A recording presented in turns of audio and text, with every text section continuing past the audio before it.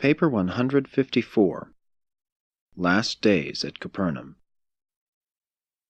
On the eventful Saturday night of April 30, as Jesus was speaking words of comfort and courage to his downcast and bewildered disciples, at Tiberias a council was being held between Herod Antipas and a group of special commissioners representing the Jerusalem Sanhedrin.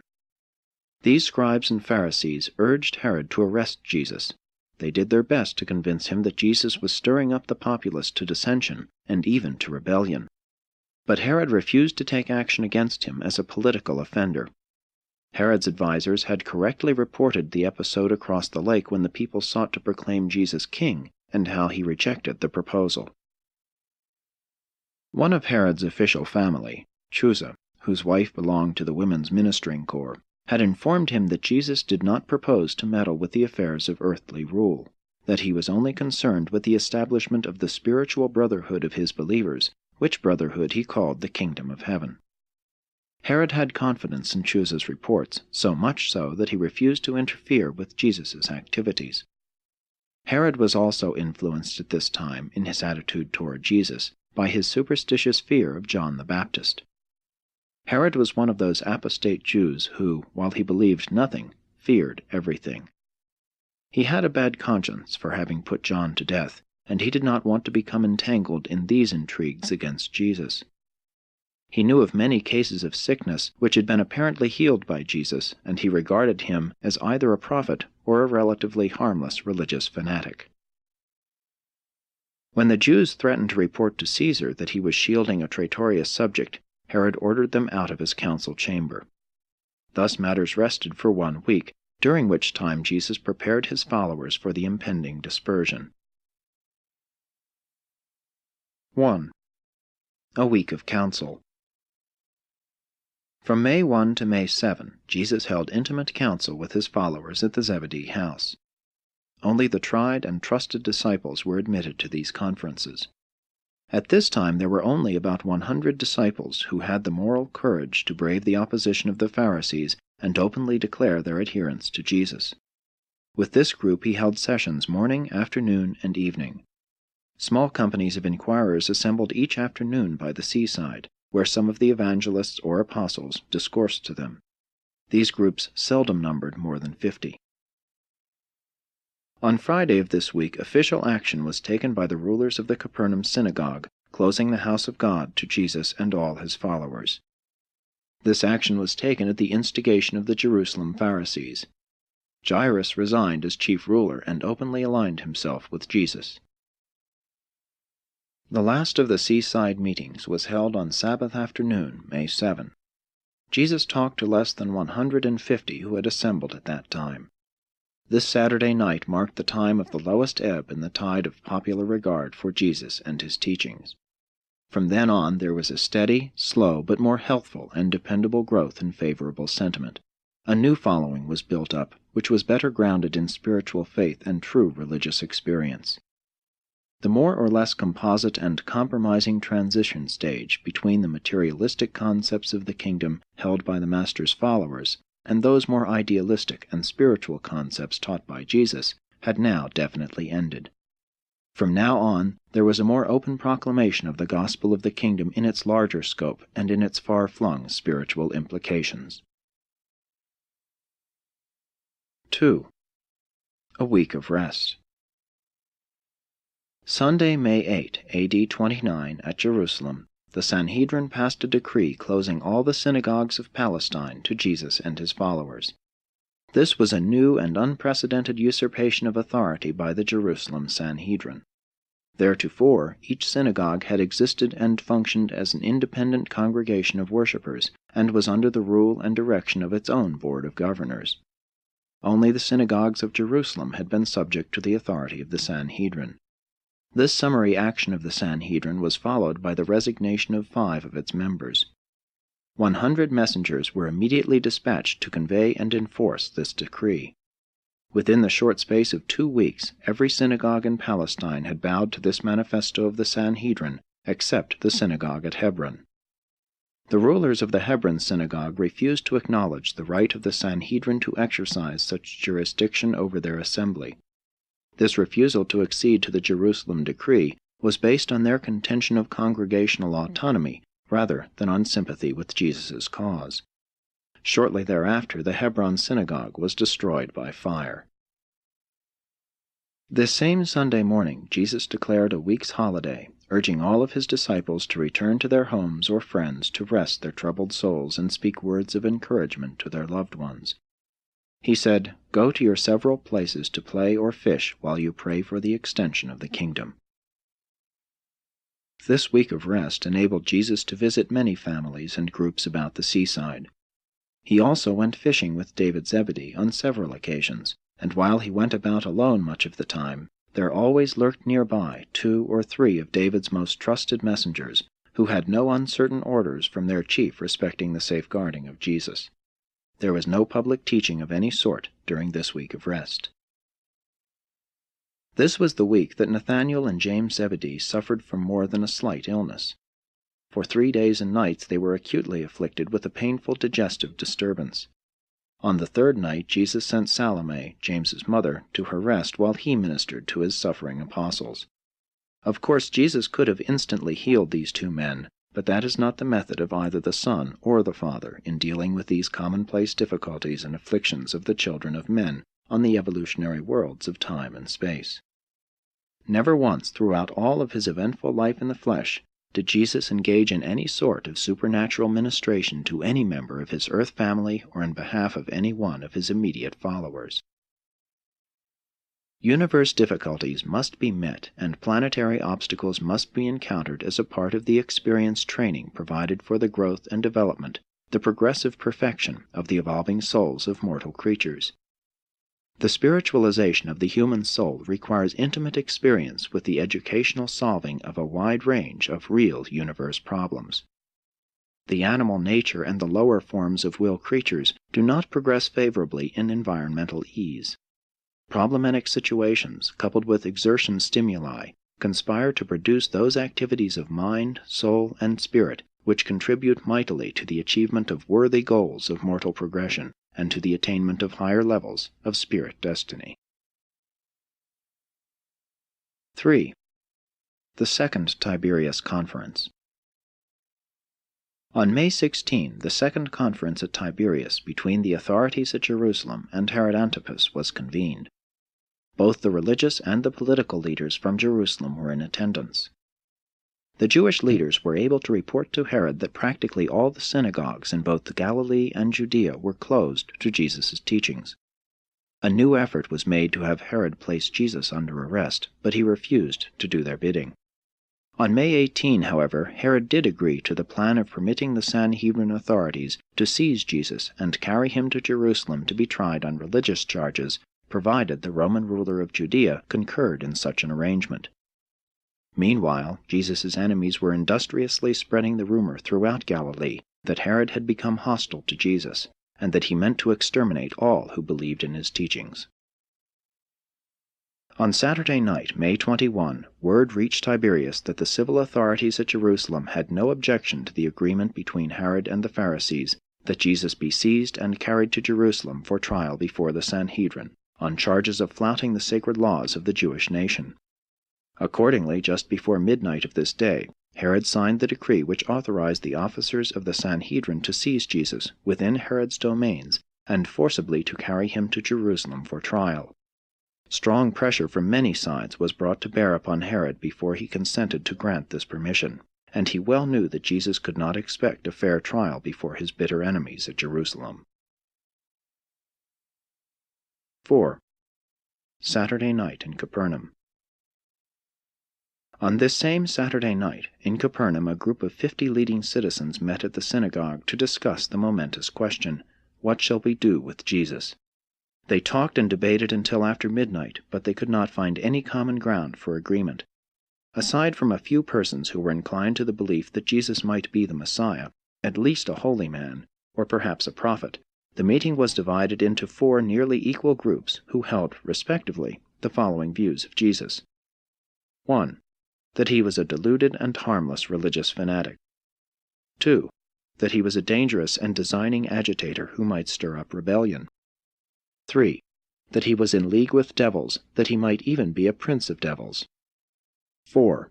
that he was beside himself, that he was mad, mentally unbalanced. There was much talk about Jesus' preaching doctrines which were upsetting for the common people. His enemies maintained that his teachings were impractical, that everything would go to pieces if everybody made an honest effort to live in accordance with his ideas. And the men of many subsequent generations have said the same things. Many intelligent and well-meaning men, even in the more enlightened age of these revelations, maintain that modern civilization could not have been built upon the teachings of Jesus, and they are partially right. But all such doubters forget that a much better civilization could have been built upon his teachings, and sometime will be. This world has never seriously tried to carry out the teachings of Jesus on a large scale, notwithstanding that half-hearted attempts have often been made to follow the doctrines of so-called Christianity. 5. The eventful Sunday morning. May 22 was an eventful day in the life of Jesus. On this Sunday morning, before daybreak, one of David's messengers arrived in great haste from Tiberias, bringing the word that Herod had authorized, or was about to authorize, the arrest of Jesus by the officers of the Sanhedrin. The receipt of the news of this impending danger caused David Zebedee to arouse his messengers and send them out to all the local groups of disciples, summoning them for an emergency council at 7 o'clock that morning. When the sister-in-law of Jude, Jesus' brother, heard this alarming report, she hastened word to all of Jesus' family who dwelt nearby, summoning them forthwith to assemble at Zebedee's house. And in response to this hasty call, presently there were assembled Mary, James, Joseph, Jude, and Ruth. At this early morning meeting, Jesus imparted his farewell instructions to the assembled disciples. That is, he bade them farewell for the time being, knowing well that they would soon be dispersed from Capernaum. He directed them all to seek God for guidance and to carry on the work of the kingdom regardless of consequences. The evangelists were to labor as they saw fit until such time as they might be called. He selected 12 of the evangelists to accompany him. The 12 apostles he directed to remain with him no matter what happened. The 12 women he instructed to remain at the Zebedee house and at Peter's house until he should send for them. Jesus consented to David Zebedee's continuing his countrywide messenger service, and in bidding the master farewell presently, David said, "Go forth to your work, master. Don't let the bigots catch you, and never doubt that the messengers will follow after you. My men will never lose contact with you, and through them you shall know of the kingdom in other parts, and by them we will all know about you. Nothing that might happen to me will interfere with this service, for I have appointed first and second leaders, even a third. I am neither a teacher nor a preacher, but it is in my heart to do this, and none can stop me." About 7:30 this morning, Jesus began his parting address to almost 100 believers who had crowded indoors to hear him. This was a solemn occasion for all present, but Jesus seemed unusually cheerful. He was once more like his normal self. The seriousness of weeks had gone, and he inspired all of them with his words of faith, hope, and courage. 6. Jesus' family arrives. It was about 8 o'clock on this Sunday morning when 5 members of Jesus' earth family arrived on the scene in response to the urgent summons of Jude's sister-in-law. Of all his family in the flesh, only one, Ruth, believed wholeheartedly and continuously in the divinity of his mission on earth. Jude and James, and even Joseph, still retained much of their faith in Jesus, but they had permitted pride to interfere with their better judgment and real spiritual inclinations. Mary was likewise torn between love and fear, between mother love and family pride. Though she was harassed by doubts, she could never quite forget the visit of Gabriel ere Jesus was born. The Pharisees had been laboring to persuade Mary that Jesus was beside himself, demented. They urged her to go with her sons and seek to dissuade him from further efforts at public teaching. They assured Mary that soon Jesus' health would break, and that only dishonor and disgrace could come upon the entire family as a result of allowing him to go on. And so, when the word came from Jude's sister-in-law, all 5 of them started at once for Zebedee's house, having been together at Mary's home, where they had met with the Pharisees the evening before. They had talked with the Jerusalem leaders long into the night, and all were more or less convinced that Jesus was acting strangely, that he had acted strangely for some time. While Ruth could not explain all of his conduct, she insisted that he had always treated his family fairly and refused to agree to the program of trying to dissuade him from further work. On the way to Zebedee's house, they talked these things over and agreed among themselves to try to persuade Jesus to come home with them. For, said Mary, I know I could influence my son if he would only come home and listen to me. James and Jude had heard rumors concerning the plans to arrest Jesus and take him to Jerusalem for trial. They also feared for their own safety. As long as Jesus was a popular figure in the public eye, his family allowed matters to drift along. But now that the people of Capernaum and the leaders at Jerusalem had suddenly turned against him, they began keenly to feel the pressure of the supposed disgrace of their embarrassing position. They had expected to meet Jesus, take him aside, and urge him to go home with them. They had thought to assure him that they would forget his neglect of them, they would forgive and forget, if he would only give up the foolishness of trying to preach a new religion which could bring only trouble to himself and dishonor upon his family.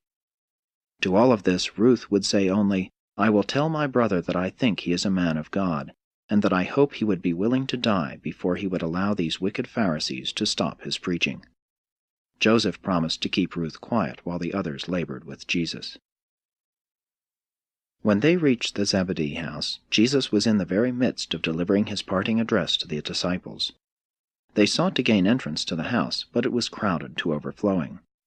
Finally, they established themselves on the back porch and had word passed in to Jesus from person to person, so that it finally was whispered to him by Simon Peter, who interrupted his talking for the purpose, and who said, Behold, your mother and your brothers are outside, and they are very anxious to speak with you. Now it did not occur to his mother how important was the giving of this parting message to his followers, neither did she know that his address was likely to be terminated any moment by the arrival of his apprehenders.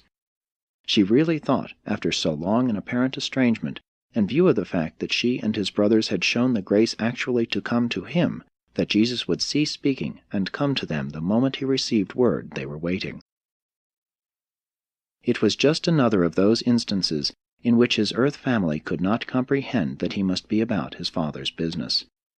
And so Mary and his brothers were deeply hurt when, notwithstanding that he paused in his speaking to receive the message, instead of his rushing out to greet them, they heard his musical voice speak with increased volume, Say to my mother and my brothers that they should have no fear for me. The Father who sent me into the world will not forsake me, neither shall any harm come upon my family.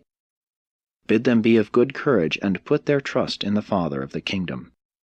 But after all, who is my mother and who are my brothers? And stretching forth his hands toward all of his disciples assembled in the room, he said, I have no mother, I have no brothers. Behold my mother, and behold my brethren. For whosoever does the will of my Father who is in heaven, the same is my mother, my brother, and my sister. And when Mary heard these words, she collapsed in Jude's arms.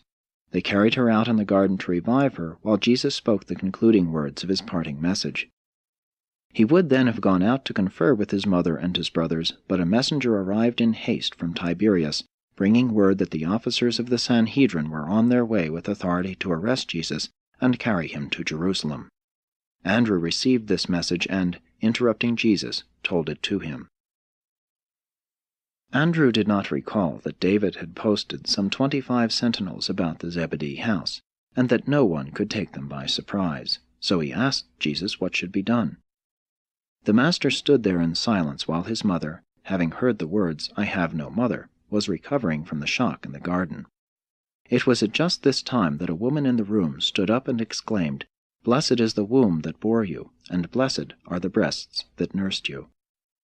Jesus turned aside a moment from his conversation with Andrew to answer this woman by saying, No, rather is the one blessed who hears the word of God and dares to obey it.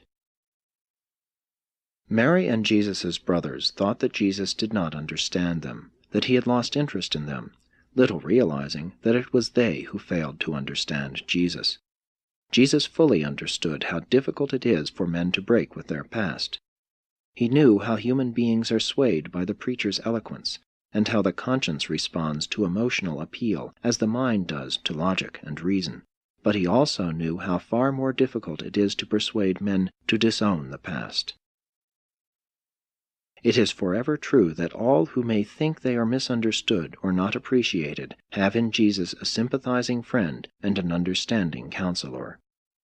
He had warned his apostles that a man's foes may be they of his own household, but he had hardly realized how near this prediction would come to apply to his own experience. Jesus did not forsake his earth family to do his Father's work. They forsook him. Later on, after the Master's death and resurrection, when James became connected with the early Christian movement, he suffered immeasurably as a result of his failure to enjoy this earlier association with Jesus and his disciples. In passing through these events, Jesus chose to be guided by the limited knowledge of his human mind. He desired to undergo the experience with his associates as a mere man, and it was in the human mind of Jesus to see his family before he left. He did not wish to stop in the midst of his discourse and thus render their first meeting, after so long a separation, such a public affair. He had intended to finish his address and then have a visit with them before leaving, but this plan was thwarted by the conspiracy of events which immediately followed. The haste of their flight was augmented by the arrival of a party of David's messengers at the rear entrance of the Zebedee home. The commotion produced by these men frightened the apostles into thinking that these new arrivals might be their apprehenders, and in fear of immediate arrest they hastened through the front entrance to the waiting boat. And all of this explains why Jesus did not see his family waiting on the back porch. But he did say to David Zebedee as he entered the boat in hasty flight, "Tell my mother and my brothers that I appreciate their coming, and that I intended to see them. Admonish them to find no offense in me, but rather to seek for a knowledge of the will of God, and for grace and courage to do that will." 7. The hasty flight. And so it was on this Sunday morning, the 22nd of May, in the year A.D. 29, that Jesus, with his 12 apostles and the 12 evangelists, engaged in this hasty flight from the Sanhedrin officers who were on their way to Bethsaida with authority from Herod Antipas to arrest him and take him to Jerusalem for trial on charges of blasphemy and other violations of the sacred law of the Jews. It was almost 8:30 this beautiful morning when this company of 25 manned the oars and pulled for the eastern shore of the Sea of Galilee. Following the Master's boat was another and smaller craft containing 6 of David's messengers, who had instructions to maintain contact with Jesus and his associates, and to see that information of their whereabouts and safety was regularly transmitted to the home of Zebedee in Bethsaida, which had served as headquarters for the work of the kingdom for some time. But Jesus was never again to make his home at the house of Zebedee. From now on, throughout the remainder of his earth life, the Master truly had not where to lay his head. No more did he have even the semblance of a settled abode. They rowed over to near the village of Charissa, put their boat in the custody of friends, and began the wanderings of this eventful last year of the Master's life on earth. For a time they remained in the domains of Philip, going from Charissa up to Caesarea Philippi, thence making their way over to the coast of Phoenicia. The crowd lingered about the home of Zebedee, watching these 2 boats make their way over the lake toward the eastern shore, and they were well started when the Jerusalem officers hurried up and began their search for Jesus. They refused to believe he had escaped them, and while Jesus and his party were journeying northward through Batanea, the Pharisees and their assistants spent almost a full week vainly searching for him in the neighborhood of Capernaum. Jesus' family returned to their home in Capernaum and spent almost a week in talking, debating, and praying. They were filled with confusion and consternation. They enjoyed no peace of mind until Thursday afternoon, when Ruth returned from a visit to the Zebedee house, where she learned from David that her father-brother was safe and in good health and making his way toward the Phoenician coast.